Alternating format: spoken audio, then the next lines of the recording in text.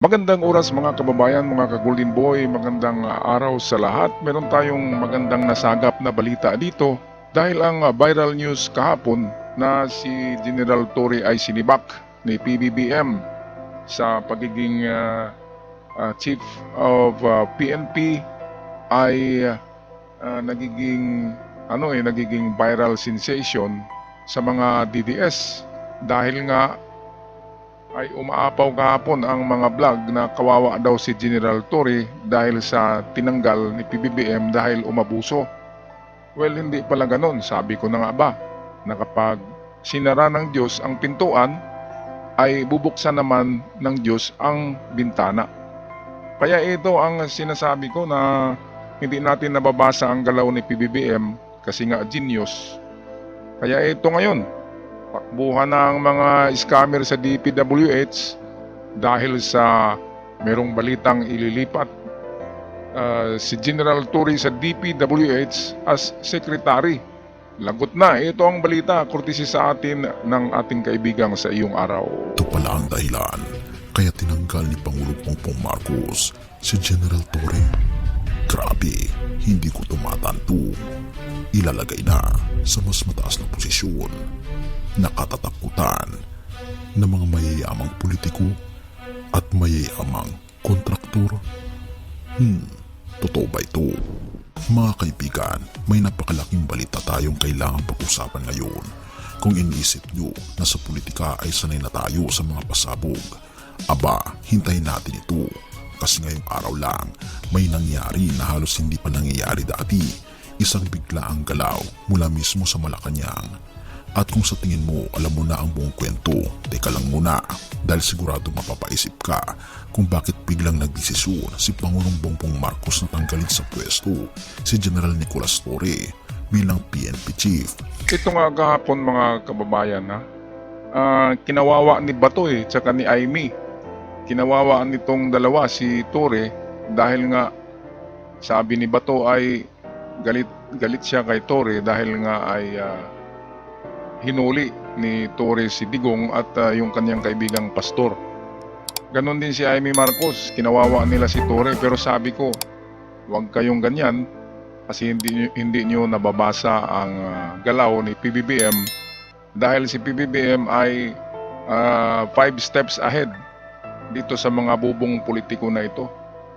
Kaya hindi nila nababasa ang galaw Sabi ko, kapag ang Diyos sinara ang pintuan, ay bubuksan naman ito ang bintana para sa window of opportunity.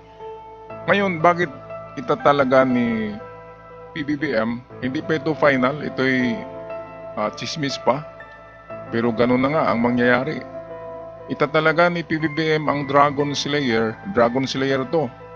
Kasi tatlo na ang hinuli nito na malalaking sa gobyerno malalaking mga scammer. Kaya dito sa DPWH, meron kasing mailap na dragon diyan na nagko-control ng scam. At hindi kaya ng ibang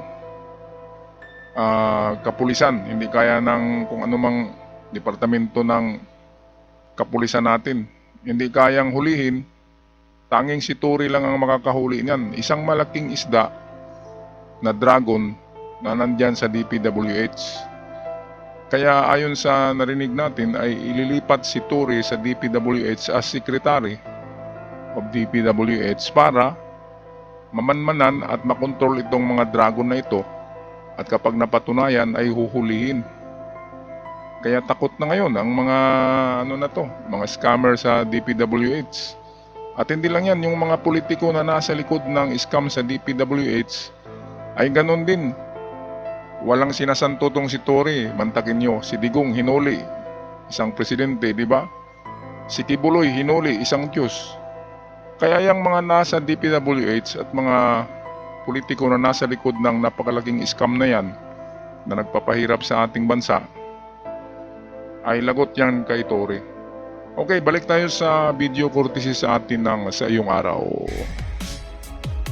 Tinanggal sa pwesto si PNP Chief General Nicolas Torre III at kinumpirma po yan Executive Secretary Lucas Bersamin. The palace affirms that President Ferdinand Marcos Jr. has made the difficult but necessary decision to relieve PNP Chief Police General Nicolas Torre III of his duties. Ganito na lang, isipin niyo ito kaibigan. 3 buwan lang sa pwesto bilang hepe si PNP Chief Nicolas Torre III. Tapos biglang sinibak. Parang hindi makatwiran, diba? Kung may supply, wala namang kumalat na malaking iskandalo. Kung may issue, hindi naman ganun kalaki. Pero bakit nga ba ganun kabilis ang naging desisyon? At ito ang mas nakakagulat. May mga nagsasabi na hindi raw ito simpleng pagtanggal, kundi isang paghahanda para sa mas mataas na posisyon. Base sa opisyal na memo mula sa Malacanang, malinaw ang nakasulat, General Torre, you are hereby relieved as Chief PNP effectively, immediately. Walang paliwanag, walang paligoy-ligoy. Kung ikaw ang ordinaryong tao, iisipin mo agad na may mali. Pero bakit may mga bulong na sinasabing posibleng promosyon pa nga ito? Kung ating titignan, may mga nagsasabi na si Torre daw ay ilalagay bilang kalihim ng DPWH. Therefore, malaking tanong, bakit siya? Bakit isang general na galing sa PNP ang pinipiling maglinis ng isang ahensyang notorious sa anomalya at kontrobersiya? Ayan, kasi si Torre ay hindi yan konektado sa mga scammer. Di ba? Hindi yan pumapatol ng mga lagay. Katulad kay Kibuloy, kahit na anong lapit ng mga middleman ni Kibuloy kay Torre na wag niya siyang huliin, kapalit ng pera, pero inayawan ni Torre. Ganon din kay Digong. Kahit na anong pakiusap ng mga runner ni Digong ay talagang hindi nakikinig eh. Kasi si Torre ay hindi makontrol. Kahit nasa sabungero, hindi yan makontrol ng mga scammer. Kaya ngayon, napaka-genius move.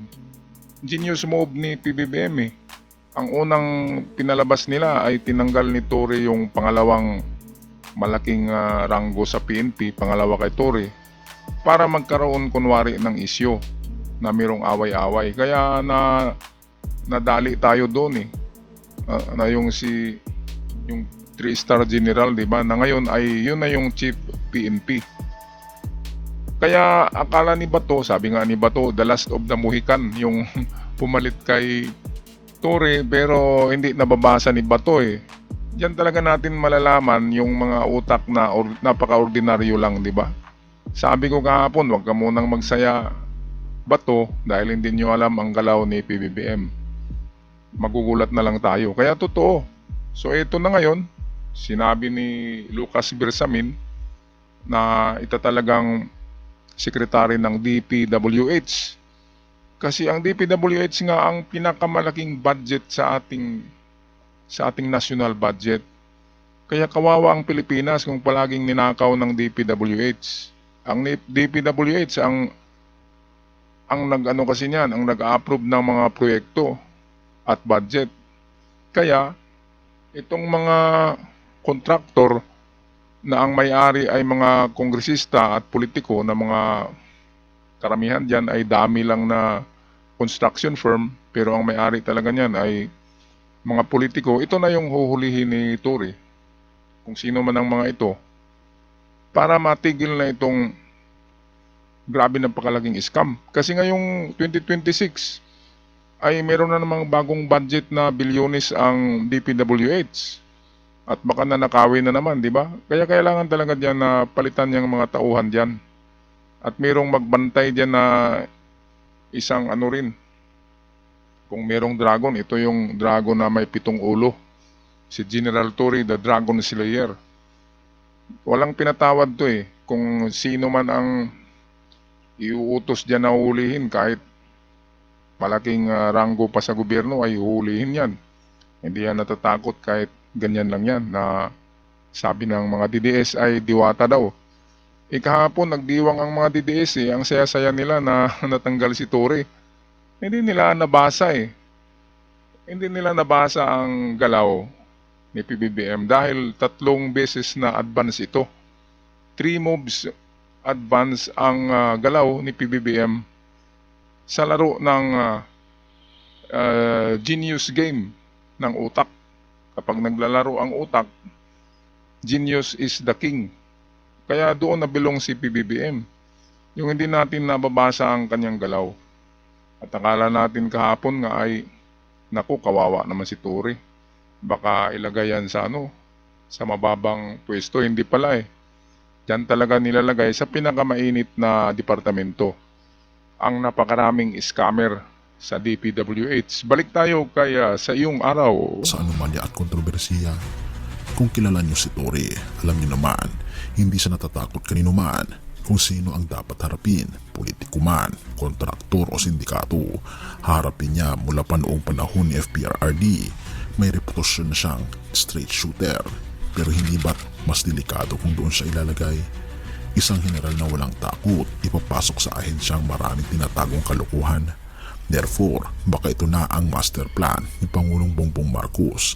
Alisin si Torre sa PNP para gawing sandata laban sa katiwalian sa DPWH. Mga kababayan, isipin niyo ito, mula sa pagbabantay ng batas sa lansangan, biglang ilalagay sa ahensyang humahawak ng bilyong-bilyong pondo para sa kalsada, tulay at infrastruktura. Parang sinasabing, kung kaya mong linisin ang PNP, kaya mo rin linisin ang DPWH. Pero hindi ba ito parang paglalagay sa kanya sa mas mapanganib na laban? Therefore, kung totoo man ang bulong-bulungan, hindi ito simpleng paglipat. Ito isang deklarasyon ng digmaan laban sa katiwalian. Ngunit siyempre, may iba ring nagsasabi, baka simpleng palit pesto lang ito. Walang promosyon, walang sekreto. Posible rin ito, kaibigan. Pero bakit nga ba 3 buwan lang? Kung performance ang basehan, masasabi nating mas aktibo at mas agresibo pa nga si Torre kumpara sa mga nauna. Therefore, mas kapanipaniwala na may nakahandang mas malaking misyon para sa kanya. Ito mga kababayan sa analysis natin ay bakit nga ba 3 buwan lang si Torre sa kanyang pwesto at tinanggal kaagad ni PBBM. Pero hindi pala ganon. Pinalabas lang yun na sinibak, tinanggal. Pero ililipat pala ito para hindi kaagad makatakbo yung mga magnanakaw sa DPWH, hindi makapaghanda. Pagising nila bukas ay si Torre na ang kanilang amo diyan. Si Torre na ang kanilang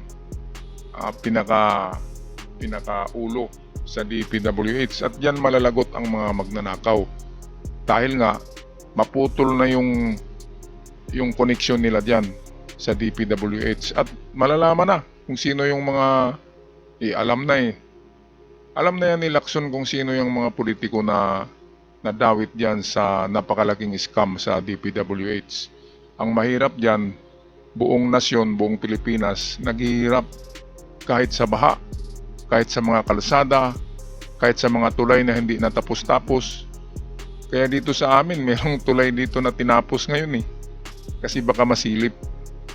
Kasi ang ginawang tulay ay maliit Nilakihan nila ngayon, nilaparan kasi ayon sa design, malapad yun na tulay. Pero dahil sa mga scammer, ang mga kontraktor, nagtipid, so pinaliit yung tulay. 2 lanes lang instead of 4 lanes.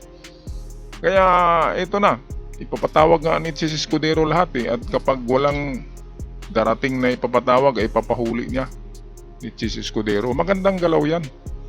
Kasi napakayaman talaga ng Pilipinas. Grabe. Ito nga yung land of offer, narito yung mga ginto. Pero ang kaba natin, ang ating pundong pera ay pinagnanakaw. Isa na itutulong na yan sa kung anong mga problema ngayon ng Pilipinas. Kaya sinisisi nila si PBBM na nagnakaw daw. Hindi naman pala si PBBM ang nagnakaw diyan. Yung mga talagang magnanakaw na noon pa na nandyan sa mga pwesto. At mga ilang politiko na talagang magnanakaw rin noon pa man na hindi rin na booking. Pero ngayon meron talagang mabubuking kapag kakanta yung si Kalalo, yung engineer ng DPWH na nanunuhol kay Lebiste. Kapag kakanta yun, kasi gawing witness, state witness yun para ituturo niya ang kanyang mga bossing. Kaya ito na, meron talagang malalagot dito. Yung katotoo na talaga ang hula na si PBBM ang lilinis sa ating gobyerno. Kasi puro na anay ang narito sa gobyerno natin. Imbis na tutulong ay nginangat-ngat ang ating bansa hanggang mauubos ang ating mga resources at pera hanggang sa mamulubi. Grabe na mga magnanakaw to. Hindi naaawa sa susunod na henerasyon ng Pilipinas. Okay, so tapusin na natin ang video ng ating kaibigang sa iyong araw. Kaya ngayon tanungin natin ang ating mga sarili. Siya ba ay tinanggal para patahimikin o tinanggal para palakasin ang laban ng administrasyon laban sa korupsyon? Ikaw na ang humusga, kaibigan. Ayan, so tayo na ang husgan yan. Tinanggal yan para sa kanyang pwesto. Hindi para mawala ng trabaho, kundi inilipat sa pinakamagandang misyon, which is ang paghuli ng mga magnanakaw sa gobyerno at magnanakaw ng mga kontraktor at ng mga opisyal na magnanakaw sa DPWH. Hanggang sa muli, mga kababayan, mga kagulin boy, paki-comment na lang sa inyong mga komento sa ating comment section, at sa mga bago pa lamang nakabisita ngayon, huwag kalimutan i-click ang subscribers button para palagi tayong updated at tulong na rin sa ating channel. Hanggang sa muli, paalam!